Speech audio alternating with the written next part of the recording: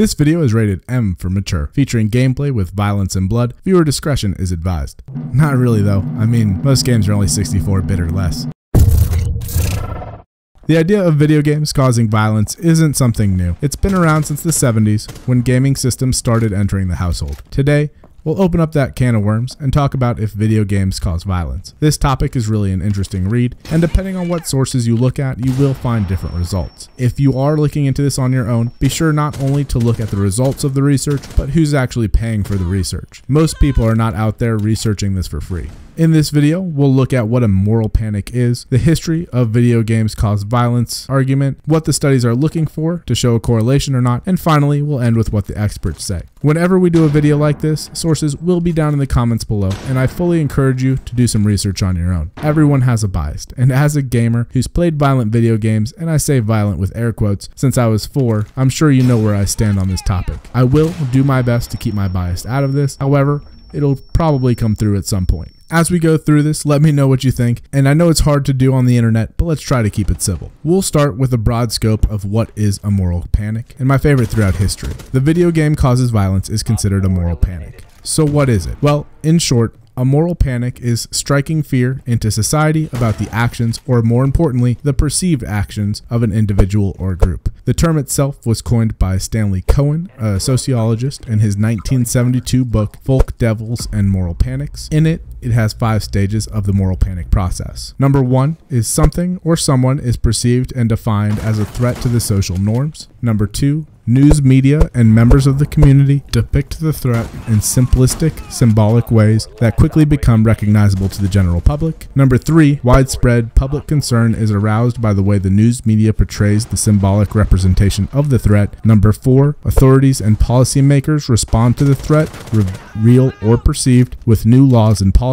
And number 5, moral panics and actions by those in power result in social change within the community. Now, it's understandable that through moral panics, governments and authorities gain more power, since they are normally able to pass new laws that otherwise wouldn't have made the cut, and that news networks who spread the panic also gain. Since everyone is scared of something that they used to not know a whole lot about, they tend to be more lenient when the government starts trying to regulate it. And the news media gains because anybody who's been on YouTube knows clicks and views equal money. So besides video games, what other moral panics have we seen? Well, my absolute favorite is the push on Dungeons and Dragons in the 80s and 90s, which gets revived under a different name every time a new fantasy IP kind of takes off, like Harry Potter in the 2000s. The moral panic has to do with the belief that Dungeons and Dragons, and 10 years later, Harry Potter, push Satanism and witchcraft on the youth. This brings up an important point with moral panics, and that is that it'll always be mentioned with how it affects the youth. When you hear the "what about the children" argument, that's a hallmark of a moral panic in the making.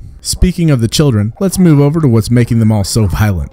Video games. This has been around since games came into existence and has roped in some of the classics in gaming. Everything from Doom, Call of Duty, Mortal Kombat, Grand Theft Auto, and the very first one, Death Race, in 1976. Death Race is the game you see on your screen now, and was the first large-scale campaign to say that video games cause violence. The whole point is to drive your little truck over gremlins so that they turn into gravestones. The fear is that people would drive over others in the road because they did it in a game. If we fast forward to 1999, games are starting to look a lot better, and humans start to look more human. They're a little boxy still, but humanish. And then the Columbine school shooting happens. In this, the shooters played Doom. And I'm using Goldeneye from the N64 as an example since it came out in 1997 and is the closest game to that time that I currently own. Now, the argument wasn't that people will run over others in the street, but that games that reward points for getting kills or hurting others would prime people to be more likely to do it in real life. So now that brings in the research and what's being tested when they look for correlation between violence and video games. The majority of tests all hinge around the same lines, and that's the priming of players to be more open to using things they do in video games in real life. The idea of priming is that if you kill people in the digital world, it wouldn't be so out of the question to do it in real life, or that you would be more numb to the idea than fully against it if you came upon it in a real life situation. If we take this into the more mass marketing world, if you see a commercial for a Big Mac 3 times a day, usually you don't eat McDonald's, but today you drove past a McDonald's and you thought, hey, a Big Mac doesn't sound so bad. In this instance,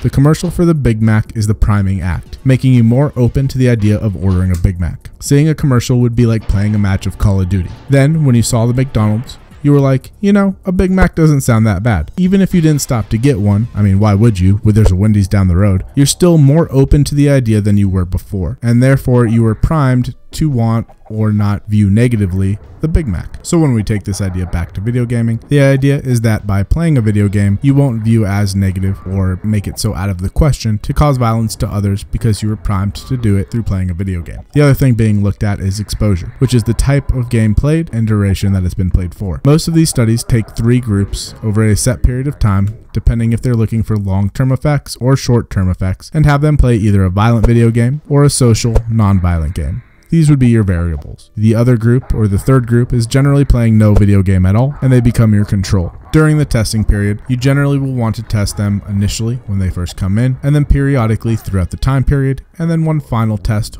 when the duration that you're testing for has come about. You then compare all the tests throughout the duration and see if there was any change to each group. These tests may last just a weekend if you're testing for a short period of time, or in the case that's linked in the description, 2 months. So after 30 years of testing, where are we? Well, it should be no surprise to you that at this time, 30 years after the first debate in 1976, we still do not have a conclusive answer to this question. There are studies out there that can support either way, either showing an extreme correlation, some showing no correlation at all, and even more showing correlations more within the margin of error. Of all the studies that I read over for this video, each one came to the basic same conclusion that more investigation is needed. The reason this is because if a study is done right, it should be able to be replicated with the same or similar results. In the case of video game, it is very dependent on the person being tested and their baseline aggression before playing a game. This can be hard to take into account and is one of the reasons why in 2011, the Supreme Court overturned a 2005 law that was passed in California banning the sale of mature games to minors. They had said in their decision that the testing that showed the correlation between video game and violence was unpersuasive, meaning that it could not be replicated. So in summary, at this time, there is no conclusive or definitive proof that video games do or do not cause violence. Some have said that they were just not asking the right questions and that there's a correlation, but we're not sure what's causing it. And others are saying that there's no correlation at all, regardless of what variables are being tested. So while we weather the storm of yet another round of moral panic on video gaming, just keep in mind that there is, at this time, no direct correlation between gaming and violence, and while we won't settle this debate anytime soon, violent crime in the US has been on a decline since 1990, and gaming is far more prevalent today than it ever has been. The idea of gaming causing violence is normally brought up following a tragedy, and most likely a mass shooting at a school, and is primarily a deflection argument to take the issue away from gun control and onto games caused the shooting, not guns. But let's just ignore the fact that there's 1.17 guns in America per person, not just adults per person in 2017. So let's open up that powder keg and tell me what you think. Remember, we can disagree and still be respectful. If you made it this far, give that like button a click since I was able to keep your attention this long, and then subscribe if you haven't already. Thank you all for watching, and as always, I will see you